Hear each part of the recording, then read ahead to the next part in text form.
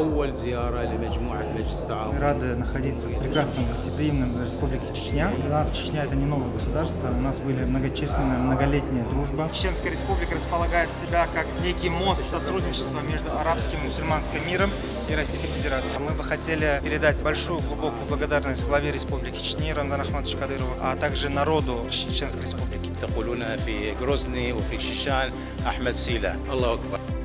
العلاقات التجارية والرياضية. У нас очень глубокие взаимоотношения между Российской Федерацией и государством Катар. У нас взаимоотношения во всех сферах, это культурные, экономические, в том числе и спортивные, и медицинские. Мы очень рады в полном составе послы стран сотрудничества Персидского залива находиться в Чеченской республике.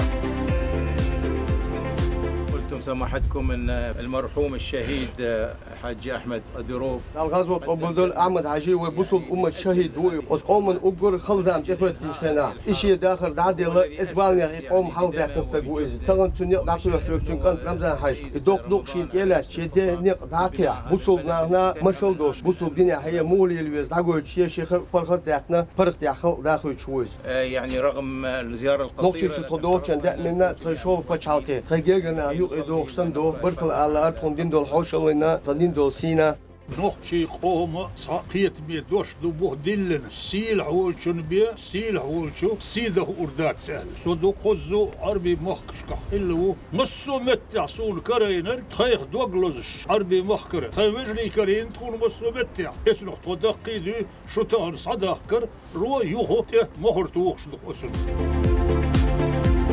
Ассаламу алейкум, дорогие и уважаемые гости! Представляем вам небольшую концертную программу.